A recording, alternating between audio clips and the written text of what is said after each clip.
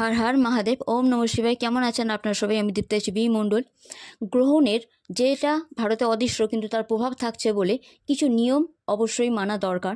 যেমন এই টাইমেতে একদম জল খাবেন না। জল কেন, কিছুই খাওয়া উচিত না, কারণ আমরা সবাই জানি আলোর প্রকাশকে যখন অন্ধকার ঘিরে ধরে তখনই ভাইরাসের একটা বিজ্ঞানসম্মত যদি আমরা ধরি তাহলে ভাইরাসের জীবাণু ছড়াছড়ি যায়। তো সেই টাইমে কিছু না খাওয়াই ভালো।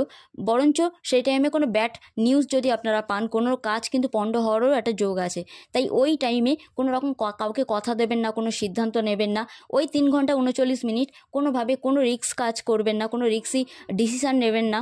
আর যদি পারেন কোনো দূর ভ্রমণের যাত্রাকে ততক্ষণের জন্য স্থগিত রাখুন। নিজের হেলথের দিকে ধ্যান দিন। কোনো ঝগড়াঝাটি করবেন না। কথা তিল থেকে তাল হওয়ার চান্স ওই টাইমে খুব বেশি থাকে।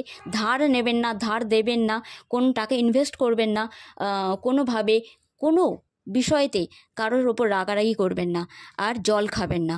দুর্গা দুর্গা দুর্গা।